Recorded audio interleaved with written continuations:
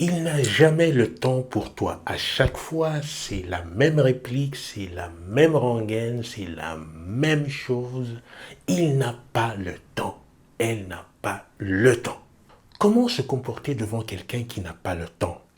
Est-ce qu'il faut s'en tenir loin? Est-ce qu'il faut faire comme si de rien n'était? Est-ce qu'il faut lui dire tous les reproches possibles, toute notre colère par rapport à ce fait?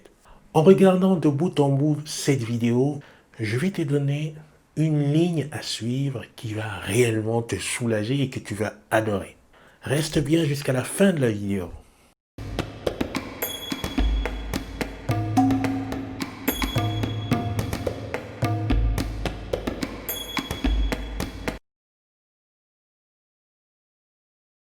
Bonjour, je suis Jean-Serge Moulumba, votre hôte de ce podcast dédié à vos relations plus épanouies. Si vous n'êtes pas encore abonné à la chaîne, je vous suggère de le faire dès à présent. Je vous suggère également de liker, de partager autour de vous, car cela m'aide, semaine après semaine, à construire plus de valeur pour vous.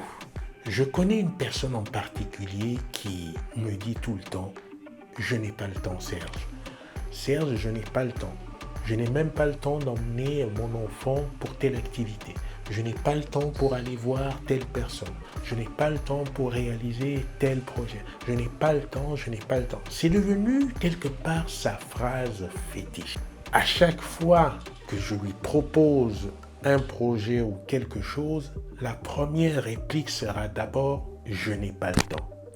Lorsque je préparais cette vidéo et ce sujet qui me trottait dans l'esprit, je suis tombé sur la vidéo du coach Red Pill qui parlait de la communauté, du sens de la communauté qui avait disparu de notre quotidien à nous. Ce sens de la réciprocité mutuelle qui était très câblé dans nos mémoires archaïques parce que à l'époque, quand l'humain était encore dans ses phases sombres de développement, chaque individu appartenant à une tribu ou à un groupe, à un duo, binôme, dépendait réellement de l'autre.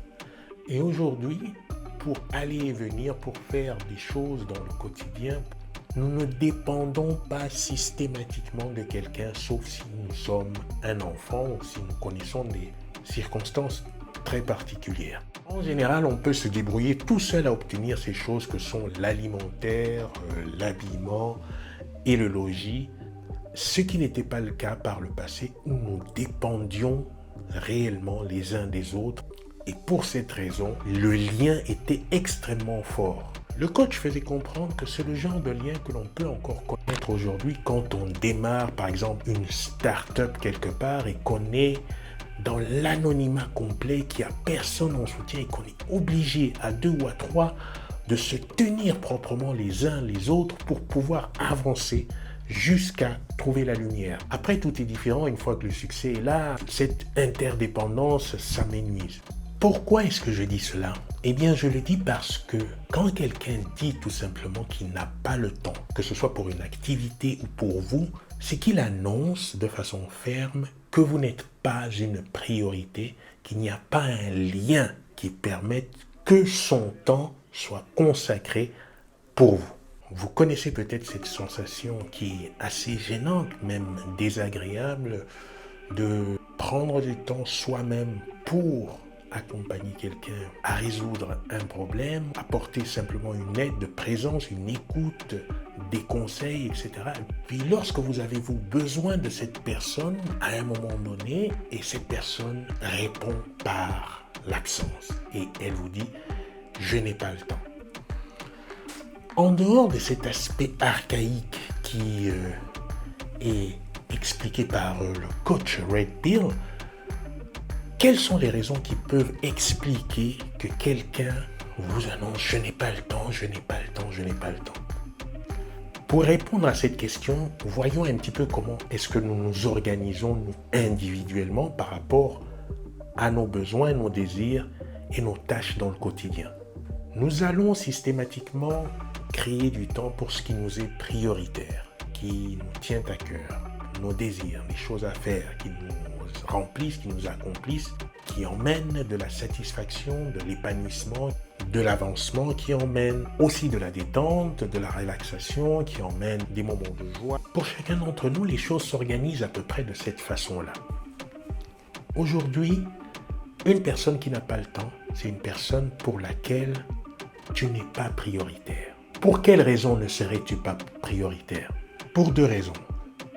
Il n'y a pas de transaction possible avec un bénéfice avéré pour cette personne. Il n'y a pas de bénéfice émotionnel suffisamment conséquent pour que cette personne consacre de son temps pour toi. À regarder ça comme ça de près, on dirait, tiens, c'est une démarche purement égoïste ou égotique. Et en réalité, c'est une démarche qui nous consacre tous. Nous sommes tous dans une situation de transaction ou de relation par interaction. Et donc, par rapport à cela, nous jugeons de ceux qui nous sont prioritaires et de ceux qui ne le sont pas pour nous. Alors, comment réagir face à cela? Comme je disais en entrée de la vidéo, est-ce qu'il faut tenir cette personne au loin? Est-ce qu'il faut la repousser? Maintenant que nous savons qu'il y a une dynamique transactionnelle et une dynamique relationnelle, l'idée est de revenir à ce que tu veux toi pour toi. Quand tu envisages cette personne en présence, est-ce que le bien émerge de votre interaction? Est-ce qu'une relation intéressante se tisse de votre interaction en présence?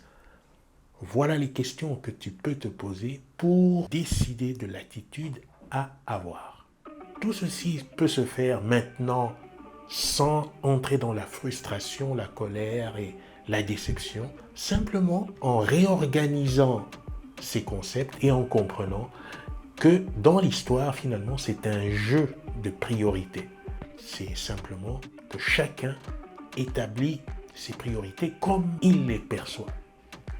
L'idéal à poursuivre, c'est de faire conjonctionner les priorités, c'est-à-dire entrer dans des relations, des interactions où les priorités se rejoignent, les systèmes convergent et les évolutions se fassent parallèlement